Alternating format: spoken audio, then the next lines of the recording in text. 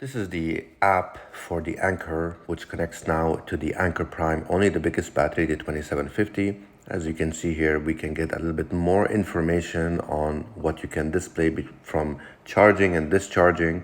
You can see here the different ports. You can see it also in amps, volts, or just simply watts. If it's too much information, it's interesting to see the charge over time, but I wouldn't say it's completely necessary, but it's a nice feature to have.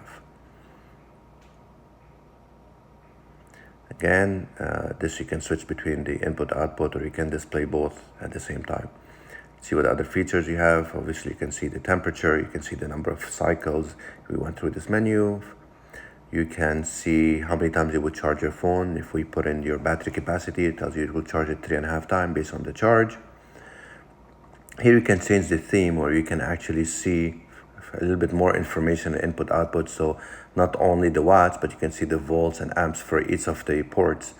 Might be useful, or might be a little bit too much information. You can switch between the themes, but it's a nice to have. Here we went through this one for optimized charging. Now this is interesting. I would have liked them to add where you can limit, for example, maximum charge to 80%, but instead they went with time of day, where it would limit the charge speed or output speed based on the time of day. Not particularly useful, but it is there. Let's see, here you have clock display. So when it switches the clock display once the charging is complete.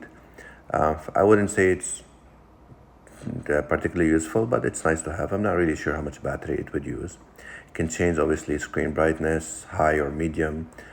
You can see the port status for input output. So if you only want to see the output, you don't care about the input, or vice versa, you can do that.